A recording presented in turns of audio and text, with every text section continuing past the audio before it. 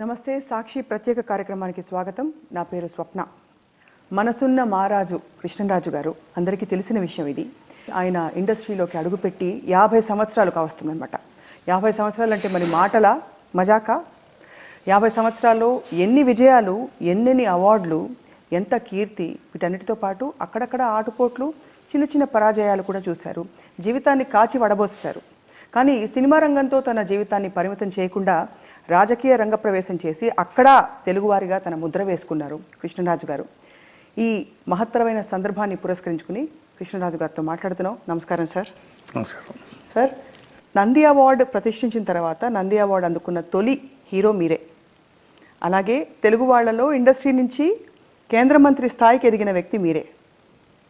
So ఇవి అంటే అనుకుని వచ్చినవా, అలా వచ్చేసాయా? అనుకున్నది ఏముంది, నా పని మీద నేను కాన్సన్ట్రేషన్. ఆ పని మనం చేస్తున్నప్పుడు అది కర్మ సిద్ధాంతం అంటే మన పని మనం సిన్సియర్గా చేస్తున్నప్పుడు వచ్చే రిజల్ట్స్ ఆటోమేటిక్గా వస్తాయని. అలాగ వచ్చిన రిజల్ట్స్ తప్ప నేను కావాలని తెచ్చుకున్న రిజల్ట్స్ ఏం కాదు. మీరు తొలినాళ్లలో సినిమాల్లోకి అడుగుపెట్టినప్పుడు నేను రాజకీయాల్లోకి ఏనాటికో వెళ్తాను అనే ఆలోచన ఎక్కడైనా బీజ రూపంలో అయినా ఉందా, అలా వచ్చేస్తుందా? సినిమాల్లోకి వెళతాను అని అనుకోలేదు, కానీ రాజకీయాల్లోకి వెళ్ళాలని మాత్రం ఇంట్రెస్ట్ ఉంది రాజకీయాల్లోకి. ఎందుకంటే మా ఫ్యామిలీ రాజకీయాలకి బాగా అలవాటైన వాళ్ళు, సేవలు చేసిన వాళ్ళు. మా ఫాదర్ కూడా ఎంతో ప్రజలకి సేవ చేసిన వాళ్ళు. సుమారుగా దాదాపుగా 200 ఫిల్మ్స్ చేశారు సార్ మీరు. అన్నిట్లో మీకు ఇప్పటికి కూడా మనసుకి దగ్గర అనిపించే, అంటే మాకు కొన్ని ఉంటాయి మా చాయిసెస్, వ్యూవర్స్ చాయిస్, మీకేమనిపిస్తూ ఉంటుంది? నాకు ఫస్ట్ మనవూరు పాండవులు, బొబ్బిలి బ్రహ్మన్న, భక్త కన్నప్ప.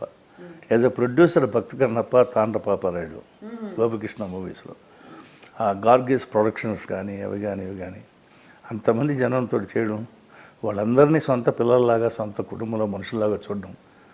తాండ్రపాపారాయుడు అంటే 5,000 మంది, 5,000 మందిని సొంత పిల్లల్లాగా చూసాం. 5,000 మందిని ఎలా రప్పించారు సార్ యాక్చువల్లీ? అంటే మామూలు జూనియర్ ఆర్టిస్టులు కానీ, గుర్రాలని మేపేవాళ్ళు, గుర్రాలను ఎక్కేవాళ్ళు, దాన్ని తీసుకొచ్చే లారీ వాళ్ళు, లారీకి మళ్ళీ ఒక క్లీనరు, ఇలాగ మొత్తం ఒక 5,000 మంది ఉండేవారు రోజుకి.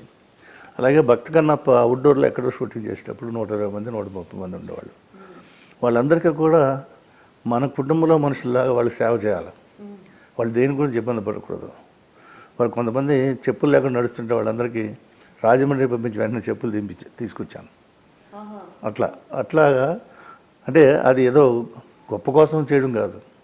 నా దగ్గర పనిచేస్తున్న వాళ్ళు, నా కోసం పనిచేస్తున్న వాళ్ళు హ్యాపీగా ఉండాలి, సుఖంగా ఉండాలి, తృప్తిగా ఉండాలి. చాలా వైవిధ్యభరితమైన పాత్రలు మీరే చేశారు. అంటే ఆ టైంలో ఈ జానపదాలు కావచ్చు, ఇవి కావచ్చు, సోషల్, ఇంకా గ్రామాల బ్యాక్డ్రాప్లో ఉండేవి, రౌడీ పాత్రలు వేశారు, రెబెల్ స్టార్ అని పేరు తెచ్చుకున్నారు. అన్నిట్లో మీకు కనిపించి కృష్ణరాజురావు గారిలో ఉండే స్ట్రెంగ్త్ ఏమిటని మీరు అనుకున్నారు? అంటే మీరు కావాలి అని అనుకోవడానికి అందరూ, నేను కృష్ణరాజుగా ఏ క్యారెక్టర్లో కనిపించకూడదు. ఓ క్యారెక్టరే కనిపించాలి. క్యారెక్టర్ కనిపించాలనుకోవడం తప్ప నేను కనిపించకూడదు. అదే నా సక్సెస్. ఒరిజినల్ క్యారెక్టర్ ఎలా ఉంటుంది సార్ మీది? సార్ అదే personal life is entirely different from characters. Cinema ఇండస్ట్రీలో మనం నిలబడాలంటే వృత్తిని గౌరవించాలి. ఇప్పట్లో సార్, ఇప్పుడు చూస్తే మనకి కొన్ని ప్రెషర్స్ ఉన్నాయి. హీరో అంటే 6 ప్యాక్ ఉండాలి, ఇలా ఉండాలి, ఇలా డాన్స్ చేయాలి, అలా ఉండాలని. అప్పట్లో ఎలాంటి ప్రెషర్స్ ఉండేవి ఇండస్ట్రీలో? అంటే మీరు బాగా నిలదొక్కుని ముందుకు రావాలంటే? అంటే మనకి తెలుగు సినిమా ఇండస్ట్రీలో చాలా మంచి న్యాచురల్గా చేసే ఆర్టిస్టులు, రంగారావు గారు లాంటి వాళ్ళు, సావిత్రి గారు లాంటి వాళ్ళు, అలాగా అంజలి, ఇలాగ చాలామంది న్యాచురల్గా యాక్ట్ చేసే ఆర్టిస్టులు ఎంతోమంది ఉండేవాళ్ళు. ఆ న్యాచురల్గా అలవాటు అయిపోయింది.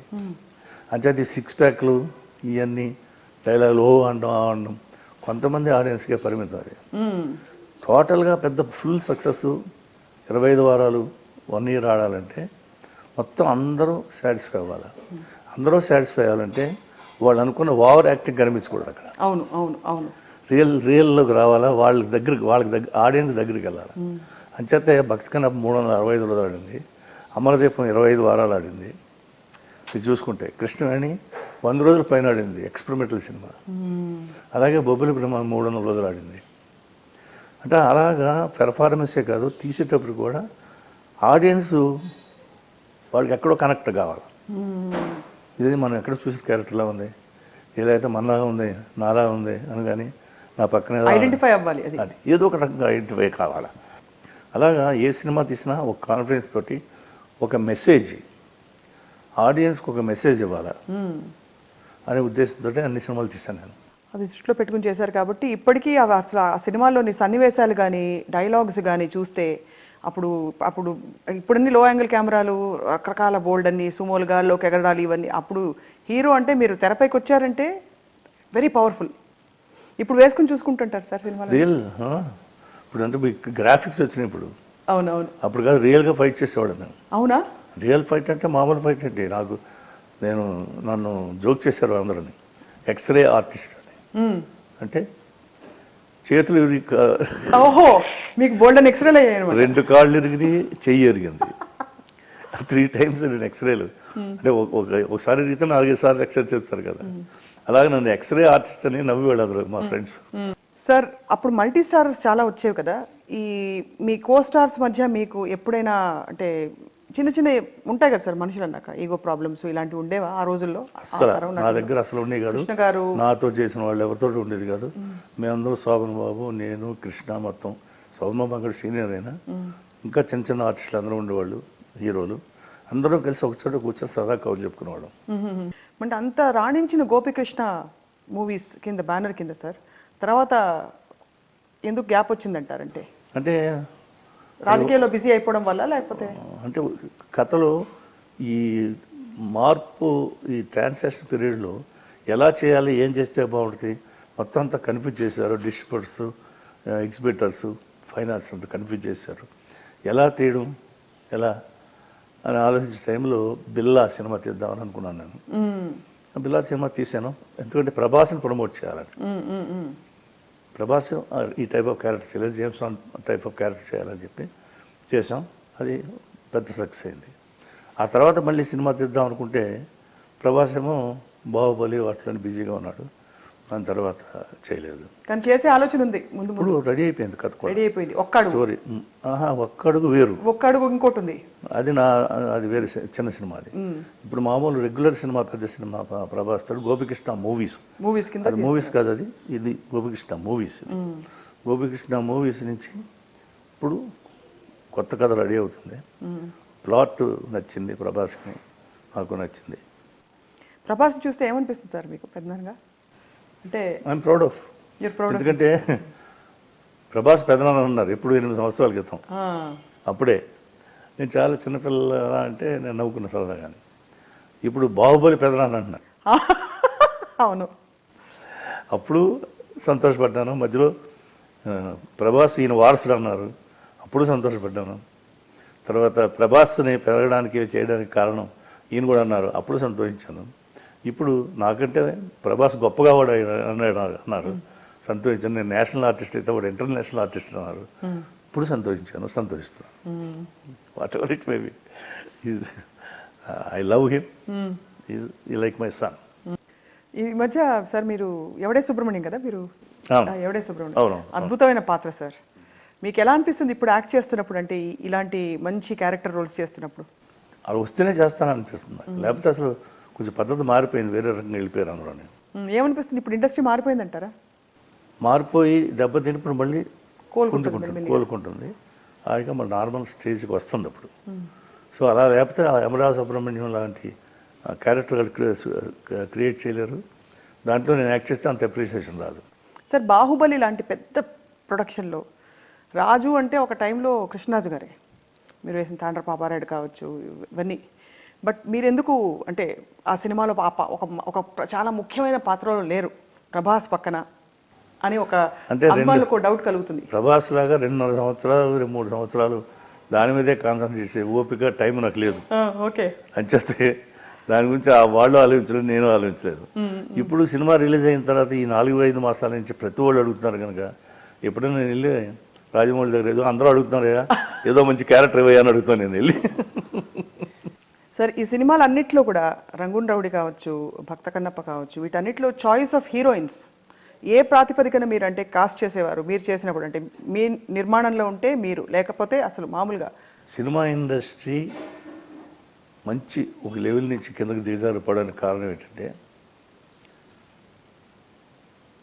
ప్రొడ్యూసర్ని డిస్ట్రిబ్యూటర్స్, ఫైనాన్సర్స్ డామినేట్ చేసి పలానా వాడిని పెట్టుకోండి హీరోని అని అనగానే, ఆ పలానా హీరో పలానా డైరెక్టర్ పెట్టుకోండి అని అనగానే డైరెక్టర్ హీరో చేతుల్లో నలిగిపోయి ప్రొడ్యూసరు వాళ్ళు చెప్పినట్టు చేశాడు తప్ప సినిమా వేరే చేసే పద్ధతి లేదని చెప్పి ఒక మోస టైప్లో మన సినిమాలు వచ్చినాయి. సో ఆ పద్ధతి మళ్ళీ రిపీట్ కాకుండా ఉండాలంటే ఇప్పుడు ఆ పద్ధతి అలా హీరో అంటే హీరో, నేను హీరో, నేను చెప్పినట్టు అందరూ వినాలి అనే పద్ధతి లేకుండా ఇప్పుడు వస్తుంది కనుక ఇప్పుడు బాగున్నాయి సినిమాలు. మీ కోస్టార్స్ అందరిలో సార్ మీరు బాగా మీకు వారికి కుదిరింది ఆన్ స్క్రీన్ అంటే మీ పేరు బాగా జనం స్వీకరించారు అనుకున్న హీరోయిన్ ఎవరి పేరు చెప్తారు? జయప్రద గారా, జయసుధ గారా? జయసుధ చెప్తాను ముందు. ఎప్పుడు మంచి ఆర్టిస్ట్ అంటే వాడి పేరు చెప్తాను. జయసుధ అలా ఆ కోఆపరేషన్లో కానీ ఆ ఆర్టిస్ట్గా కానీ జయసుధ చాలా perfect. And how did you pick up sir me acting అంతా కూడా? మీరు ఎవరిని అబ్జర్వ్ చేసి ఎవరిని అంటే ఇన్స్పైర్ అయ్యారు ఎవరిని చూసి మీరు? అంటే నిజంగా చెప్పాల్సి వస్తే Marvel brand Hollywood cinema artist ఇప్పుడు ఈ నోమోర్, తర్వాత దిలీప్ కుమార్ గారు. సరే కొన్ని పాటలు చెప్తాను. ఈ పాటలు చెప్పంగానే మీకు గుర్తొచ్చిన ఒక చిన్న సన్నివేశం. అభినందన మందారమాల కాండ్ర పాపారాయుడు. అది దాంట్లో గొప్పతనం ఏంటంటే నారాయణ రెడ్డి గారు రైటరు, దాసనారాయణరావు డైరెక్టరు, హీరో నేను, హీరోయిన్ జయప్రద, దాంట్లో విలన్గా ఉండేవాడు మోహన్ బాబు. 5 ఎంపీలే. ఆ అభినందన మందారమాల అనేది ఆయన చాలా ఇదిగా రాశాడు, చాలా గొప్పగా రాశాడు సార్. దానికి రాజేశ్వరరావు గారు మ్యూజిక్ అనమాట.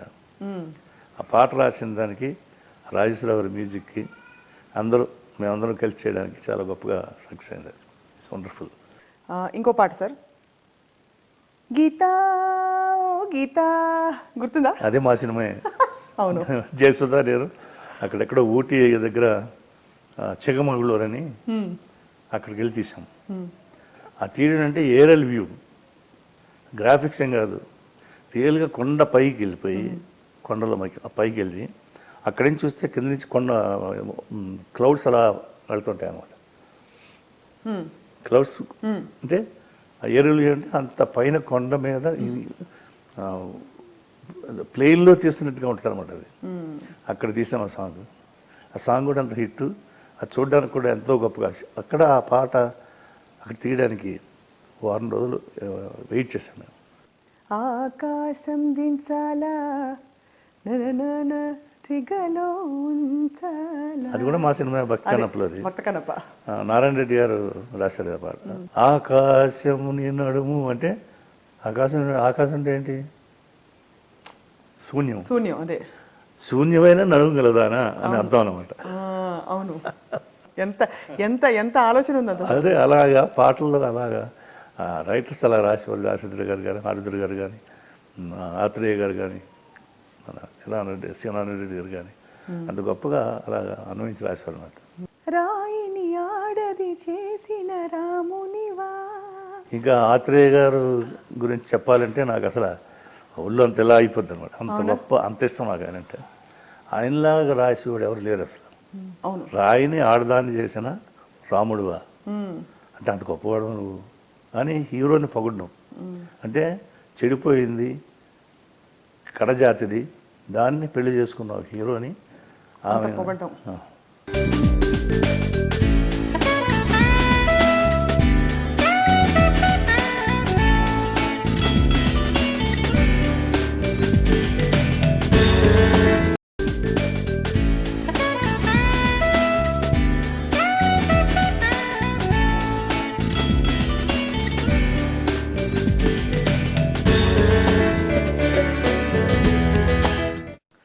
ఇంత అద్భుతమైన భక్త కన్నప్పలో నటించిన మీరు తర్వాత భక్త కన్నప్ప మళ్ళీ రీమేక్ చేసినప్పుడు ప్రభాస్ నటిస్తారని అందరూ ఎక్స్పెక్ట్ చేయడం సహజం.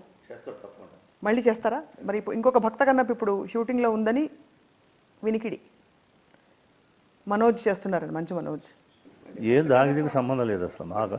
మా కన్నప్పే వేరు, మా భక్తి కన్నప్పలో ఉన్న అండర్ కరెంటే వేరు. అసలు ఆ థాట్ అర్థం చేసుకోవడానికి చాలా టైం పడుతుంది వాళ్ళకి ఎవరికైనా సరే. కానీ మళ్ళీ అయితే మీరైతే తీసే ఆలోచన ఉంది ప్రభాస్ని పెట్టి, డెఫినెట్గా భక్త కన్నప్ప వస్తుంది. డెఫినెట్గా తీస్తాం అది.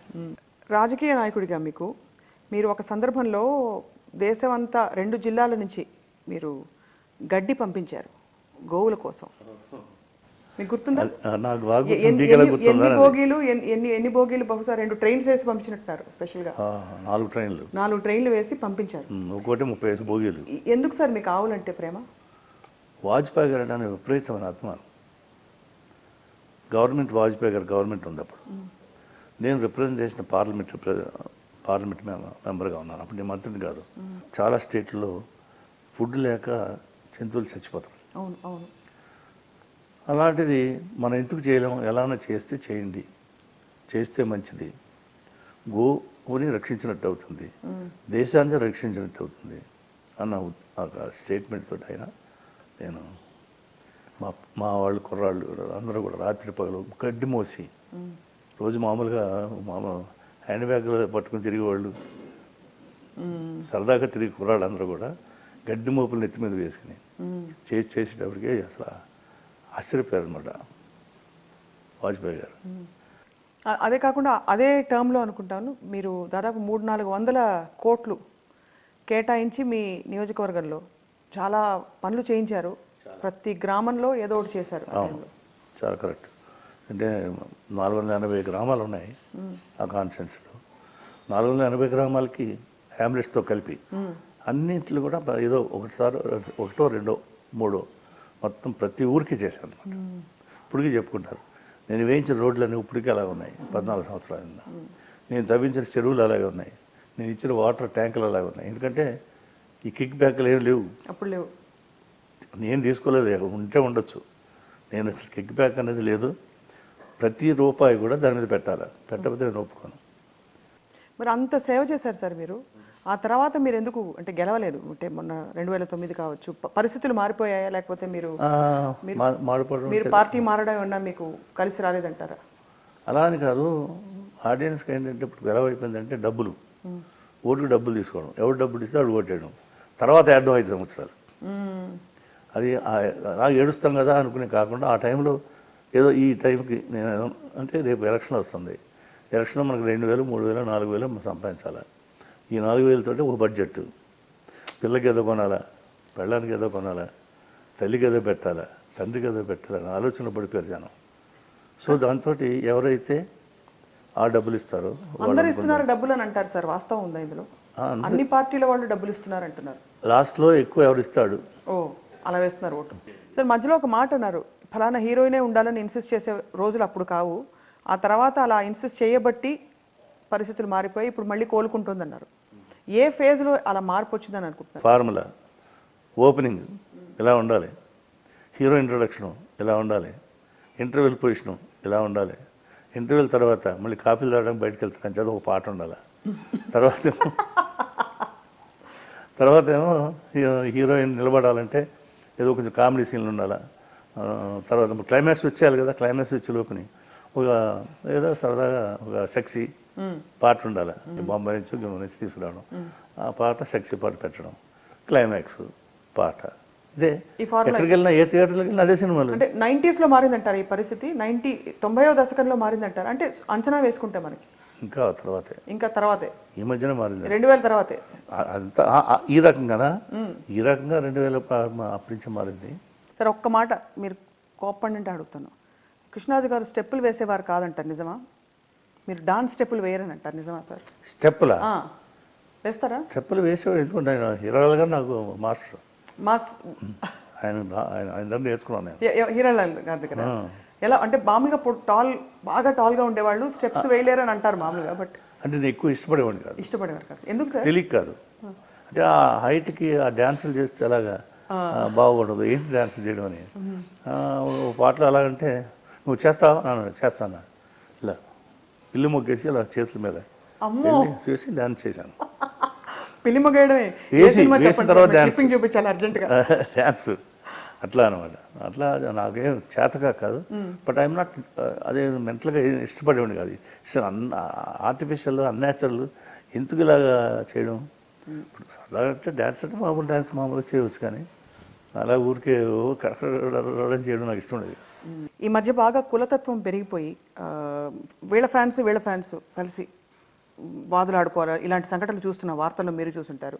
మోర్ ఒక రాజకీయ నాయకుడిగా స్పందించమని కోరుతున్నాను సార్. బికాజ్ మొన్న మీరు చూసారు పవన్ కళ్యాణ్ అండ్ ప్రభాస్ ఫ్యాన్స్ అక్కడెక్కడో మన ఆంధ్రప్రదేశ్లో ఇద్దరు మాట అనుకున్నారని చెప్పి చూసినప్పుడు ఏమనిపిస్తుంది? అంటే ఎందుకు వచ్చిందంటారు ఆ పోకడ? అదేదో ఎవరో ఒకళ్ళిద్దరు సొంత స్వార్థం కోసం మొదలుపెట్టి దాన్ని ఆపాదించి పెద్దవాళ్ళ మీదకి ఆపాదించి క్యాస్ట్ మీద ఆపాదించేస్తారు తప్ప అంతకంటే ఏమీ లేదు. ఇది అసలు ఒరిజినల్ వాళ్ళకి ఏమీ లేదు. వీళ్ళు కింద వాళ్ళు కొట్టుకుని ఏదో చేసి అర్ధరాత్రిగా మందు తాగి కొట్టుకుని అదేదో ఆ మందు తాగి కొట్టుకునేది ఏమో బాటిల్ అక్కడ పడింది అనుకోండి, అక్కడేమో ఒక హీరో బొమ్మ ఉంది. వీడు మందు తాగి ఒక హీరో బొమ్మను కొట్టాడని చెప్పి ఆడ తీసుకొచ్చి ఆ బొమ్మను కొట్టడం, ఇలాగా అనవసరమైన విషయాలు తప్ప స్ట్రాంగ్ క్యాస్ట్ ఫీలింగ్ కాదు. Real caste feeling in politics. మొన్న ఇటీవల ప్రధానమంత్రి గారితో మీది young rebel star Prabhas photo చూశారు చాలామంది. ప్రభాస్ కూడా ఏమిటి ముందు రాజకీయాల్లోకి వస్తారా అని ఒక ప్రశ్న సహజంగా కలుగుతుంది, మీరు రాజకీయాల్లో ఉన్నారు కాబట్టి. అటువంటి ఆలోచన ఉందా? మీరు రివర్స్లో మాట్లాడుతున్నారు. పొలిటికల్కి దానికి సంబంధం లేదు. రాజకీయవేత్తలు కూడా సినిమాలు చూస్తారు. సినిమాలు ఇప్పుడు ఇంపార్టెన్స్ ఉంది. ఈ సినిమాలు కూడా మన దేశానికి ప్రతిష్ట తీసుకొస్తాయి అనే ఉద్దేశంతో వాళ్ళు అంటే నరేంద్ర మోడీ గారు కాదు, మిగతా పెద్ద రాజకీయవేత్తలందరూ కూడా మినిస్టర్లు కూడా సినిమా చూశారు, ఎప్రిషియేట్ చేశారు. ఆ ఎప్రిషియేట్ చేయడం అనేది it's not no way connected politically. No way connected. So Baahubali నచ్చిందనమాట. చాలా బాగా నచ్చి బ్రహ్మాండంగా చెప్తున్నారు.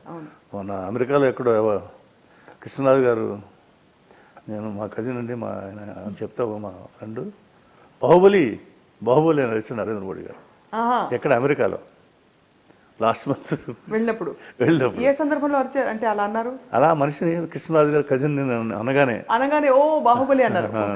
అంటే ఆ బాహుబలి మీద అంత ప్రేమ అభిమానం పెరిగింది. మన దేశాన్ని ఇతర దేశాల్లో ప్రపంచ ఖ్యాతి తీసుకొచ్చి సినిమా అయిందనే ఆనందం అన్నమాట వాడికి. అది ఎప్పుడు సార్ ప్రభాస్ పెళ్ళి? డెఫినెట్గా తొందరలో బాహుబలి 2 తర్వాత అని అంటున్నారు. ఎలాంటి అమ్మాయిని చూస్తారు సార్ ప్రభాస్? మీరే చూస్తారా, తనే చూసుకుంటారా? ఏమన్నా అనుకున్నారా ఎప్పుడు ఈ చర్చ రావడం? నాకు ఇష్టమైన అమ్మాయి కాదు కదా, అతనితో కాపురం చేయాలి అమ్మాయి, అతనికి ఇష్టమైన అంటే ఇలాంటి అమ్మాయి కావాలి పెద్దనాన్న అని చెప్పలేదు ఎప్పుడు? అని ఫ్యామిలీలో కలిసి మెంబర్ అన్నీ అనుకుంటాను. తనకు కావాల్సిన అమ్మాయిని చూసుకుంటాను అతను అనుకుంటాడు. ఎవరు ఉద్దేశాలు రాలి, కానీ పెళ్లి కొడుకు ఉద్దేశమే final. What gives you happiness sir? అంటే రిలాక్స్ అవడమా, హ్యాపీనెస్? అసలు కంప్లీట్ హ్యాపీనెస్ అంటే అంటే అన్ని చూసేసారు, అయిపోయింది. అవార్డులు వచ్చాయి, 5-6 ఫిల్మ్ఫేర్ వచ్చేసాయి, నంది అవార్డులు వచ్చాయి. నీతో కలిపి నా చుట్టుపక్కల నేను చూసిన వాళ్ళందరినీ కూడా, నా కనసనంలో కానీ, నాతో అనుబంధం ఉన్నవాళ్ళు కానీ, నన్ను కలిసిన వాళ్ళు కానీ, కలుస్తున్న వాళ్ళు కానీ అందరూ హ్యాపీగా ఉండడం, అది చూస్తే నాకంటే హ్యాపీగా ఉండే మనిషి ఎవరు. రాజకీయంగా మీ ప్రయాణం ఎలా ఉండబోతోంది? రాజకీయ ప్రయాణం మనం డిసైడ్ చేసేదేం కాదు. I believe in it. నేను చేసే పని సక్రమంగా అందరికీ సంతృప్తి కలిగేలాగా, విమర్శ లేకుండా చేసిన పని సక్సెస్ అయ్యేలా చేయడమే నా పని. అదే రాజకీయంలో చేశాను, అదే సినిమాల్లో చేశాను. అక్కడ సక్సెస్ అయినందుకే ఇక్కడ సక్సెస్. ఆ సక్సెస్ నాకు ఎప్పుడు సక్సెస్ అవుతాను వస్తుందా? దుఃఖం రాదా మీకు ఎప్పుడు? ఏదైనా 10 మంది ఇబ్బంది పడేది నేను కూడా అంతకంటే ఎక్కువ ఇబ్బంది పడినా బయటిగా కనపడేవాను. ఎందుకంటే నన్ను చూసి వాడు పడే బాధగా ప్లస్ అవుద్దని ఇది. అంచేత నేను లోపల దిగముంచుకొని వాళ్ళకి తెలియకుండా వాళ్ళని దాని నుంచి బయటకు రావడానికి ప్రయత్నం చేస్తాను. గ్రేట్ సార్, మనసు నిండిపోయింది వాళ్ళ.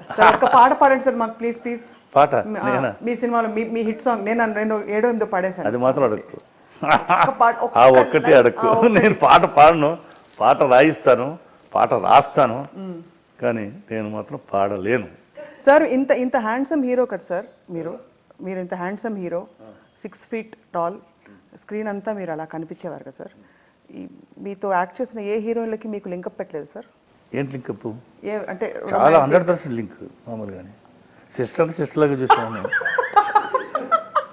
అంతకంటే ఏమి ఎప్పుడు అనేవారు కాదు సరే చుట్టూ అంటే చూసి సహజంగా అనుకుంటారు ఫ్యాన్స్ కానీ చుట్టూ ఉండేవాళ్ళు కానీ మీడియా కానీ అలా ఎప్పుడు అనుకోలేదు సార్ మీ గురించి ఏంటనుకోవడం అంటే ఫలానా అనుకోవడం వాళ్ళతో అనుకుంటారు. వీళ్ళ పేరు బాగుంది ఏదో ఉందిలే వీళ్ళ మధ్య ఇలాంటివన్నీ మాట్లాడరాక అంటే did it ever come to you?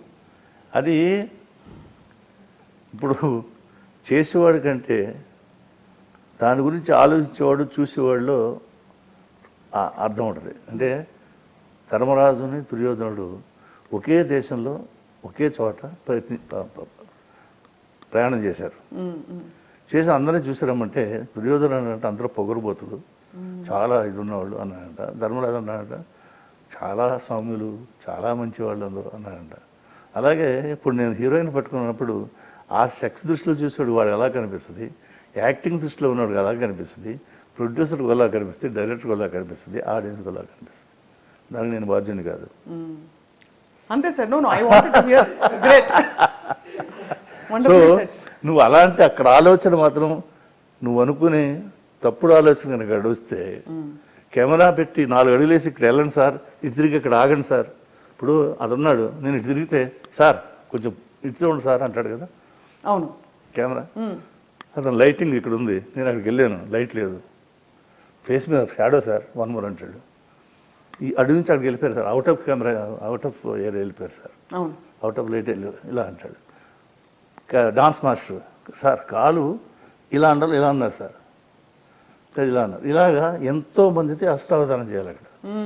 ఈ అష్టావధానంలో ఈ నవధానం ఎక్కడ చేస్తాం? అంచేత it's impossible, it's humanly impossible. అంచేత అది ఎప్పుడు లేదు, జరగలేదు. Thank you so much for answering that question for us. But మళ్ళీ కలుస్తాం సార్. రియలీ అంటే నిజంగా మనసు నిండి వెళ్తున్నాం, బయలుదేరుతున్నాం.